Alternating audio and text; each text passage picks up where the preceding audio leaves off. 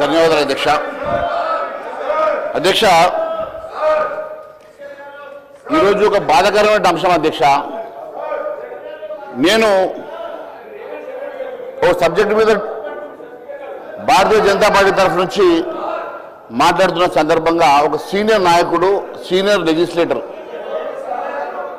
నా వైపు ఏదైతే చూపిస్తూ నాకు సమయం వస్తుందని చెప్పేసి హరీష్ రావు గారు అనడం చాలా బాధాకరం అధ్యక్ష. నిన్న నేను మాట్లాడుతున్న సందర్భంగా ఏ నాయకుడు అయితే నిన్న చప్పట్లు కొట్టి బాగా మాట్లాడామని చెప్పారో, ఎందుకంటే వారికి ఎంతసేపు అధికార పక్షాన్ని మాత్రమే తిట్టాలంటే వారు చేసిన తప్పులు, గత ప్రభుత్వం చేసిన తప్పులు కూడా మేము ఏదైతే చూపాల్సిన అవసరం ఉంటుంది అధ్యక్ష. మేము గత ప్రభుత్వం చేసినటువంటి లక్షల కోట్ల కుంభకోణం ఖచ్చితంగా వెలికి తీయాలని చెప్పేసి మాత్రమే మేము అడిగినాం అధ్యక్ష. మేము ఎక్కడ కూడా మా స్వార్థం కోసమో మా సొంతం కోసమో మేము మాట్లాడలేదు అధ్యక్ష. ఎంతసేపు ఈ రాష్ట్రంలో భారతదేశంలో అతిపెద్ద కుంభకోణమైనటువంటి ధరణి కుంభకోణం మీద న్యాయ విచారణ మాత్రమే అడిగినాం తప్ప మేము ఎవరిని ఉద్దేశించి మాట్లాడినటువంటి సందర్భం లేదు అధ్యక్ష. ఈరోజు నేను ఒకటే అడుగుతా ఉన్నాను అధ్యక్ష, భూభారతి చట్టం ద్వారా ధరణి తప్పిదారులను దిద్దుబాటు ఎప్పటిలోపల పూర్తవుతాయి. ఎందుకంటే కొత్త ప్రభుత్వం ఏర్పడ్డాక ఈ రోజు వరకు ధరణిలో ఉన్న పోర్టల్ పని బాధ్యతలు ఎన్ఐసికి ట్రాన్స్ఫర్ చేసినట్లుగా తెలిసింది అధ్యక్ష. మరి వారు తండ్రి పేరు, జెండర్ పేరు, కరెక్షన్, కులం పేరు, జీపే రిజిస్ట్రేషన్లకు అనుమతించినట్టుగా సమాచారం ఉన్నది అధ్యక్ష. కానీ నిజానికి జరగవలసినటువంటి కొన్ని పనులు అధ్యక్ష, పట్టేదారు పేరులో ఉన్నటువంటి తప్పులు, విస్తీర్ణంలో దొరికినటువంటి తప్పులు, భూమి రకం, కాస్తు కాలం, కౌలుదారు పేరు, పట్టేదారును నిషేధిత జాబితా నుంచి తొలగించే పనులు, పార్ట్ బి డిజిటల్ సంతకాలు పెండింగ్ లాంటివి ఇంకా చాలా కూడా మరి కరెక్షన్ జరగాల్సిన అవసరం ఉన్నది అధ్యక్ష. వాటిని ఎప్పటిలోపల మరి కరెక్షన్ చేస్తారని మాత్రమే మేము అడుగుతా ఉన్నాం అధ్యక్ష. ధరణి వల్ల నష్టపోయిన రైతుల వివరాలు, వారికి ఈ ఏడాది కాలంలో న్యాయం ఏమన్నా జరిగిందా, మరి సమగ్ర భూ కమతాల సర్వే ఆధారంగా భూ హక్కులు కోల్పోయిన రైతులందరికీ న్యాయం చేస్తామని మరి ఇప్పటి వరకు ఎంతమందికి చేశారు, నష్టపోయిన రైతుల వివరాలను ప్రభుత్వం సేకరించిందా, మరి ఇంతకీ సమగ్ర భూ కమతాల సర్వే జరిగిందా, జరగకపోతే ఎప్పటి లోపల జరిపిస్తారని అడుగుతా ఉన్నాం అధ్యక్ష. ల్యాండ్ కమిషన్, రెవెన్యూ ట్రిబ్యునల్ ఎప్పటిలో ఏర్పాటవుతుంది. ల్యాండ్ కమిషన్ ఏర్పాటు చేసే ప్రభుత్వ భూములను పరిరక్షిస్తామని కాంగ్రెస్ మేనిఫెస్టోలో మాట ఇచ్చారు అధ్యక్ష. మరి ఇప్పటి వరకు ఎన్ని ఎకరాల ప్రభుత్వ భూములు పరిరక్షించారు, పౌరుల భూ హక్కులను కాపాడేందుకు మరి ఇప్పుడు తెస్తున్నటువంటి భూభారతి చట్టం ద్వారా రెవెన్యూ ట్రిబ్యునల్ ను ఏర్పాటు ఎప్పటిలోగా చేస్తారో తెలియజేయాల్సినటువంటి అవసరం ఉన్నది అధ్యక్ష. నిషేధిత జాబితాలో చేర్చిన పట్టా భూముల తొలగింపు జరగకపోవడంతో రైతులు నష్టపోతున్నారు అధ్యక్ష. నిషేధిత జాబితాలో చేర్చిన పట్టా భూములను కాంగ్రెస్ అధికారం వచ్చిన 100 రోజుల్లో తొలగిస్తామన్నారు కదా. మరి ధరణి పోర్టల్ పై 5 సభ్యులతో కమిటీ 2023 డిసెంబర్ 9న వేశారు. ఈ కమిటీ వేసి ఏడాది దాటింది కదా. నిషేధిత జాబితాల్లో 13 లక్షల ఎకరాలు ఉన్నట్టు సమాచారం. మరి వాటిలో కనీసం కొన్నైనా తొలగించారా?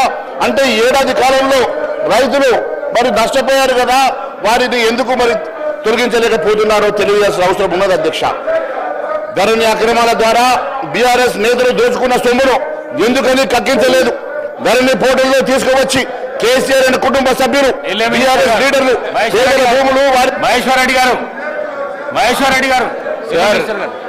బీఆర్ఎస్ కు సంబంధించిన శాసనసభ పక్షానికి సంబంధించి మేము కోరుతా ఉన్నాం మరొకసారి, అక్కడ CPI floor leader, MIM floor leader Akbaruddin గారికి సంబంధించి, అదేవిధంగా సిపిఐ ఫ్లోర్ లీడర్ వారి సీట్లకు సంబంధించిన అంశం వారు అక్కడ కూడా అడ్డుకుంటే ఎట్లా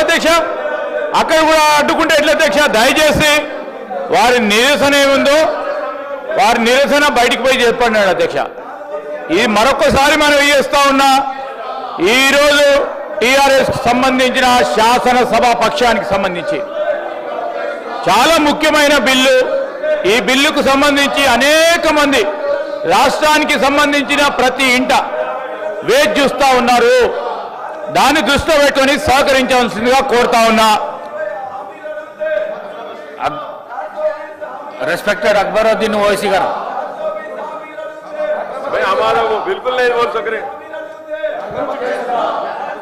కన్క్లూడ్ చేయండి. మహేశ్వర్ రెడ్డి గారు కన్క్లూడ్ చేయండి. ఏక్ మినిట్.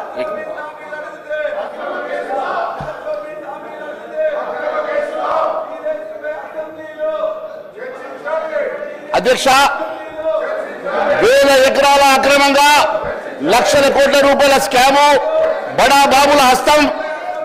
మరి ఈ అంశాన్ని సిబిఐకి ఎందుకు విచారణకు ఆదేశిస్తలేరు? నేను గౌరవ ముఖ్యమంత్రి గారిని మీ ద్వారా అడుగుతున్నా.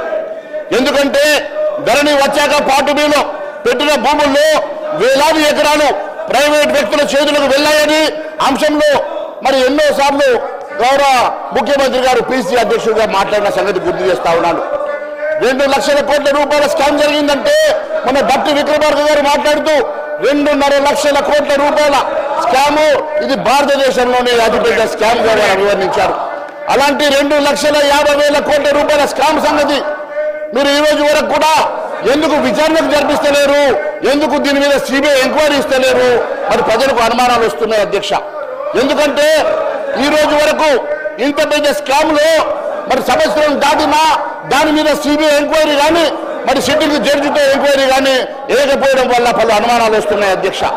ఈ రోజు వరకు అసైన్ భూములకు సంబంధించినటువంటి దాదాపు 24,000 ఎకరాల భూముల్లో కేవలం 5 లక్షల ఎకరాలు మాత్రమే మిగిలినాయి. 24 లక్షల ఎకరాల భూములు, దాంట్లో 5 లక్షల ఎకరాలు మాత్రమే మిగిలినాయి. ఫారెస్ట్ భూముల్లో 40% 6 లక్షల భూములు తగ్గినాయని చెప్పి మరి లెక్కలు చెప్తా ఉన్నాయి అధ్యక్ష. వక్ఫ్ కానీ దేవాలయ భూములు కానీ ఇతర భూములు కూడా దాదాపు 60% భూములు అన్యాక్రాంతమైనాయని చెప్పి లెక్కలు చెప్తా ఉన్నాయి అధ్యక్ష. మరి ఇన్ని లక్షల ఎకరాల భూములు అన్యాక్రాంతం అవుతా ఉంటే 2.5 లక్షల కోట్ల రూపాయలు బడా స్కామ్ ఈ రాష్ట్రంలో జరిగిందంటే ఇంత స్కామ్లో ఇప్పటి వరకు మీరు ఎలాంటి చర్య తీసుకోకపోవడం, దాని మీద ఎంక్వైరీ వేయకపోవడం మీద వెనుక పలు అనుమానాలు మరి కనిపిస్తా ఉన్నాయి అధ్యక్ష. మరి నిషేధిత జాబితాలో ఉన్న భూములు కానీ మరి అన్నిటికన్నా ముఖ్యంగా రంగారెడ్డి, హైదరాబాద్ ఈ చుట్టుపక్కల ఉన్నటువంటి జిల్లాల్లో ఉన్నటువంటి విలువైనటువంటి భూములు, కొన్ని లక్షల కోట్ల విలువైన భూముల మీద వెంటనే సిబిఐ ఎంక్వైరీ వేయాలి. లేని పక్షంలో ఈ ప్రభుత్వం మీద పలు అనుమానాలు వస్తూ ఉన్నాయి. మేము ఒకటే డిమాండ్ చేస్తా ఉన్నాం, ఖచ్చితంగా సిబిఐ ఎంక్వైరీ దీని మీద వేయాలి. శంకర్ భాయ్, సిబిఐ ఎంక్వైరీ ఖచ్చితంగా కోరుతా ఉన్నాం. గౌరవ ముఖ్యమంత్రి గారిని ఒకటే డిమాండ్ చేస్తా ఉన్నాం, దీని మీద సిబిఐ ఎంక్వైరీ ఎందుకు ఇస్తలేరు? లక్షల కోట్ల రూపాయల కుంభకోణం ఉందని చెప్పి మరీ చెప్పినటువంటి రేవంత్ అధ్యక్ష, గౌరవ బీజేపీ ఫ్లోర్ లీడర్ గారు అనేక పర్యాయాలు ఇదే సభ నుంచి ధరణిలో జరిగిన అనేక అవకతవకల గురించి, ధరణిలో జరిగిన అవకతవకలతో పాటు ఏదైతే తెలంగాణ రాష్ట్రం ఏర్పడిన తర్వాత 2020 చట్టాన్ని తెచ్చి ధరణిని ఏర్పాటు చేసి, ఈ ధరణి ద్వారా ఆనాటి పెద్దలు ఏవైతే తప్పులు చేశారో ఆ తప్పులు సైంటిఫిక్ గా, శాస్త్రోక్తంగా విచారించాలని, విచారించి ఎవరి మీద కక్షపూరితమైన ఉద్దేశపూర్వకంగా చర్యలు తీసుకోవద్దని గౌరవ ముఖ్యమంత్రి రేవంత్ రెడ్డి గారు కానీ, కేబినెట్ సహచర మంత్రులు కానీ, మిగిలిన ఇందిరమ్మ రాజ్యంలో ఉన్న ప్రజాప్రతినిధులు కానీ ఏ రోజు అనుకోలేదు అధ్యక్ష. పదే గౌరవ బీజేపీ ఫ్లోర్ లీడర్ గారు మహేష్ రెడ్డి గారు ఏదైతే ఈనాడు ప్రధాన ప్రతిపక్షంలో ఉన్న బీఆర్ఎస్ పార్టీతో ఏదో మీకు లోపాయికార ఒప్పందం ఉన్నది అనేటట్టు పదే అనటం జరుగుతుంది అధ్యక్ష. అంతేకాదు మిగతా ప్రతిపక్ష నాయకులకు కూడా దీని మీద ఏదో ఇందిరమ్మ రాజ్యంలో పేదోడు సమ్ముకి భద్రత కల్పించే దాంట్లో పేదోడికి చెందాల్సిన ఆస్తులు పేదోడికి తిరిగి ఇప్పించే దాంట్లో మా నిజాయితీ, మా చిత్తశుద్ధి, మా నైతిక బాధ్యత కూడా ఉన్నది. కాబట్టి నిన్న మా గౌరవ డిప్యూటీ చీఫ్ మినిస్టర్ గారు, అదే రకంగా రాష్ట్ర ఫైనాన్స్ మినిస్టర్ గారు ఒక వేదిక మీద చెప్పారు, తప్పకుండా ధరణిని ఎన్నికలకు ముందు ఏదైతే బంగాళాఖాతాలో వేస్తామని చెప్పామో అన్న ప్రకారం ధరణిని బంగాళాఖాతంలో వేశాం. అంతేకాదు ఏదైతే 2020 చట్టం 3 నాళ్ల ముచ్చటలాగా 3 సంవత్సరాలకే 100 సంవత్సరాలు గడిచిపోయాయి. లోపభూయిష్టమైన ఆ చట్టాన్ని ఏదైతే దాన్ని ప్రక్షాళన చేసి ఈనాడు 2024 చట్టాన్ని తీసుకొచ్చామో ఈ చట్టం వల్ల పేద ప్రజలకి న్యాయం చేసే విధంగా, గ్రామీణ ప్రాంతంలో ఉండే ప్రతి రైతన్నకు అండగా ఉండే విధంగా ప్రజల చట్టంగా ఈ భూభారతి చట్టాన్ని తేవడం జరిగింది. అధ్యక్ష, పదే గౌరవ బీజేపీ ఫ్లోర్ లీడర్ గారు మీరు నిజాయితీ లేదని మా మీద గుడ్డగాల్చి చేస్తున్నారు. గౌరవ సభలో ఉన్న ముఖ్యమంత్రి గారి అనుమతితో, అదే రకంగా మా సహచర మంత్రుల అనుమతితో, అదే రకంగా ఈ సభలో ఉన్న సభ్యులందరి అనుమతితో ఫోరెన్సిక్ ఆడిట్ ని ఏర్పాటు చేయడం జరుగుతుంది. అధ్యక్ష, దీన్ని ఏదైతే ధరణి పేరుతో అవకతవకలు ఆర్థిక పరమైనవి జరిగాయో, ధరణి పేరుతో పేదవాళ్లకు చెందిన ఆస్తులు ఆనాటి ప్రభుత్వం కొల్లగొట్టిందో వీటన్నిటినీ కూలంకుషంగా పరిశీలించి ఆనాటి దొరలు ఎవరైతే వారి స్వార్థం కోసం ఈ ధరణి కాన్సెప్ట్ ని తీసుకొచ్చి మోసం చేశారో ప్రజలని, ఆ ఆస్తులన్నిటినీ తిరిగి పేదోళ్ళకిచ్చే కార్యక్రమాన్ని ఈనాడు చేపట్టడం జరుగుతుంది. అధ్యక్ష, ఇదే సందర్భంలో ఇంకా 1-2 విషయాలు తమరు నోటీసుకు తేవాల్సిన అవసరం ఉంది. అధ్యక్ష, నిన్న గౌరవ మాజీ మంత్రి వర్యులు హరీష్ రావు గారు సభను తప్పుదారి పట్టించే విధంగా పదే ఓఆర్ఆర్ ని రద్దు చేయండి అని అంటున్నారు. వారితో పాటు వారి బావమరిది గారు కేటీఆర్ గారు కూడా ఓఆర్ఆర్ ని రద్దు చేయండి అన్నారు. ఆ సభలో గౌరవ ముఖ్యమంత్రి గారు ఉన్నారు, మేమందరం కూడా ఉన్నాం. వారి సూచనల మేరకు, వారి ఆలోచనలకు అనుగుణంగా ఏదైతే వారు ఉబలాట పడుతున్నారో, ఒక అగ్రిమెంట్ ని రద్దు చేయాలి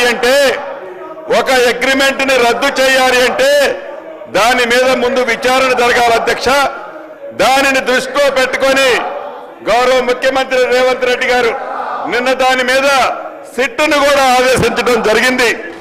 అంటే ఇందిరమ్మ ప్రభుత్వం యొక్క చిత్తశుద్ధి, ఇందిరమ్మ ప్రభుత్వం యొక్క నిజాయితీ ఏంటో ఒక్కసారి ఆ ప్రతిపక్ష నాయకులు అర్థం చేసుకోవాలి. అధ్యక్ష, ఇంకొకటి కూడా దృష్టికి తేవాలి. అధ్యక్ష, అబద్ధాలతో కాలం గడపాలని ప్రతిపక్ష నేత కనిపించరు, ప్రతిపక్ష నేత సభకు రారు, ప్రతిపక్ష పాత్ర పోషించరు. అధ్యక్ష, ఉన్నవాళ్ళు, ఈ సభలో ఉన్నవాళ్ళు ఉదయం నుంచి చూస్తున్నాం, నిన్న మొన్న చూశాం, రోజుకొక డ్రామాలు చేస్తూ ఈ సభని అబద్ధాలతో, ఆ 10 సంవత్సరాల అబద్ధాలతో ఎలా అయితే పరిపాలించారో, ఇప్పుడు ప్రతిపక్షంలో ఉన్నప్పుడు కూడా అదే రకమైన అబద్ధాలతో జనాలని మళ్లీ మభ్య పెట్టాలని చూస్తున్నారు అధ్యక్ష. ఒకటి నిజం, ఏదైతే ప్రతిపక్ష పాత్ర పోషించాల్సిన ప్రధాన ప్రతిపక్ష నాయకుడు ఎప్పుడూ సభకు రాడు అధ్యక్ష, ఎప్పుడూ సభకు రాడు. కొంతమందిని ఇడికి పంపిస్తాడు, రౌడీల్లా గూండాల్లా ఈ సభలో ప్రవర్తిస్తుంటారు. ఎంత దురదృష్టమో చూడండి అధ్యక్ష, ఏ రకంగా ప్రవర్తిస్తున్నాడో చూడండి అధ్యక్ష. ప్రతిపక్షం అంటే విమర్శించడమే ప్రతిపక్ష పని అన్నట్లుగా ఎలా విమర్శిస్తున్నారో, ఎలా నడుచుకుంటున్నారో తమరు ఒక్కసారి చూడండి అధ్యక్ష. ఇందాక మీరు చూశారు, ఒక దళిత స్పీకర్ గారు కూడా ఉన్నారని గ్రహించకుండా మీ మీదే పుస్తకాలు ఇసిరేశారు. నన్ను మ్యాన్ హ్యాండిల్ చేయడానికి ఇదే సీటు దగ్గరకు వచ్చి బెదిరించబోయారు అధ్యక్ష. ప్రత్యక్షంగా ఇవన్నీ మీరు చూశారు అధ్యక్ష. ఆనాడు 2014 రాష్ట్రం ఏర్పడటానికి ముందు ఎన్నికల్లో 2018 ఎన్నికల్లో ఆనాటి ముఖ్యమంత్రి గారు కేసీఆర్ గారు అనేక సందర్భాల్లో చెప్పారు అధ్యక్ష, కాపలా కుక్కల ఈ తెలంగాణ రాష్ట్రాన్ని కాపాడుతానని చెప్పారు అధ్యక్ష. గౌరవ మాజీ ముఖ్యమంత్రి గారు కాపలా కుక్కల తెలంగాణని కాపాడలేదు అధ్యక్ష. కాపలా కుక్కలా కాకుండా వేట కుక్కలాగా తెలంగాణ రాష్ట్ర ప్రజల సొత్తుని కొల్లగొట్టుకున్నారు అధ్యక్ష. కొల్లగొట్టారు ఎందుకని అడిగితే, ఎందుకు కొల్లగొట్టారు పేదోడు సొమ్ము అడిగితే దానికి సమాధానం చెప్పరు అధ్యక్ష. నిన్నటి నుంచి ఏదైతే అనేక అంశాల మీద గౌరవ అక్బరుద్దీన్ గారు, అదే రకంగా సిపిఐ నాయకులు సాంబశివరావు గారు, మహేష్ రెడ్డి గారు, మిగతా మిత్రులంతా ఒక మంచి బిల్లు పెట్టాం, ఈ బిల్లుకి సహకరించాలని అక్బరుద్దీన్ గారు కూడా అనేక సందర్భాల్లో చెప్తున్నారు అధ్యక్ష. చూడండి ఆ దౌర్జన్యం రాష్ట్ర ప్రజలంతా గమనిస్తున్నారు. దీన్ని తీవ్రంగా ఖండిస్తూ నేను సెలవు తీసుకుంటున్నాను అధ్యక్ష. మహేశ్వర్ రెడ్డి గారు ఒక్క నిమిషం మాట్లాడండి. మహేశ్వర్ రెడ్డి గారు 1 మినిట్ సార్. ముందుగా గౌరవ మంత్రి గారికి నేను ధన్యవాదాలు తెలియజేస్తా ఉన్నాను. ఈ ఫోరెన్సిక్ ఆడిట్ కోసం వారు వేసినందుకు. కానీ మేము సిబిఐ ఎంక్వైరీ అడిగాం. ఎందుకంటే సార్, ఫోరెన్సిక్ ఆడిట్ వల్ల కేవలం ఏ కంప్యూటర్ ఐడి ద్వారా ఏ నెట్వర్క్ ఏ సాఫ్ట్వేర్ను ఉపయోగించి హక్కులు మార్చారు, రెవెన్యూ ఉద్యోగుల బయోమెట్రిక్స్ ఆధారంగా పనిచేసే పోర్టల్ను ఎవరు ఎప్పుడు తెరిచారు తెలుస్తుంది. దానివల్ల పెద్దగా ఉపయోగం ఉండదు అధ్యక్ష. మీరు ఎప్పుడైతే ఎంక్వైరీ అనేది మీరు సిట్టేస్తారా, సిట్టింగ్ జడ్జ్ చేస్తారా, సిబిఐకి ఇస్తారా, తద్వారా మీరు అనుకున్న 2.5 లక్షల కోట్ల రూపాయల కుంభకోణం బయటకు రావడం, తద్వారా మీరు అనుకున్నటువంటి సంక్షేమ కార్యక్రమాలు మరి మొదలు పెట్టడానికి అవకాశం ఉంటుంది. ఇది ప్రజాస్వామ్య అధ్యక్ష. 2.5 లక్షల కోట్ల రూపాయల ప్రజాస్వామ్యను దోచుకున్నటువంటి వారి మరి సొమ్ము మనం వాపస్ కక్కించాలన్నా, వాస్తవాలు బయట తేవాలన్నా, ప్రజలకు వాస్తవాలు తెలపాలన్నా ఖచ్చితంగా దీని మీద సిబిఐ ఎంక్వైరీ మేము డిమాండ్ చేస్తున్నాం అధ్యక్ష. దానికోసమే పట్టుబడతా ఉన్నాం.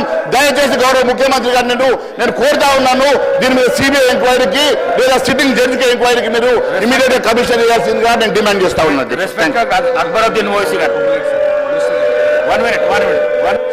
అధ్యక్ష, మహేష్ రెడ్డి గారు పదే ఒక మంచి ఉద్దేశంతో ఈ రాష్ట్ర ప్రజల పక్షాన మంచి సూచన ఇస్తున్నారు. తప్పకుండా గౌరవ ముఖ్యమంత్రి గారు సహచర మంత్రులతో దీని మీద విచారించి బేసిక్ రిపోర్టు వచ్చిన తర్వాత ఏ రకమైన చర్య చేపట్టాలో తప్పకుండా చేపడతాం. అదేవిధంగా మహేష్ రెడ్డి గారితో పాటు పెద్దలు అక్బరుద్దీన్ గారు కానీ, సాంబశివరావు గారు కానీ, మిగతా ఈ సభలో ఉండే ఏ సభ్యులైనా ఆనాడు పేదవాడు సొమ్ముకు సంబంధించిన వేలాది ఎకరాలను ఏవైతే కొల్లగొట్టారో ధరణి పేరుతో, మీ ఎవరి దగ్గరైనా వివరాలుంటే తప్పకుండా మీరు లెటర్ ఇవ్వాలని రెవెన్యూ మంత్రిగా మీ అందరినీ కూడా ఈ వేదిక ద్వారా అభ్యర్థిస్తున్నాను. ఈ సభలో ఉన్న వాళ్లే కాదు, యావత్ తెలంగాణ ప్రజలను కూడా ఏ చిత్తశుద్ధితో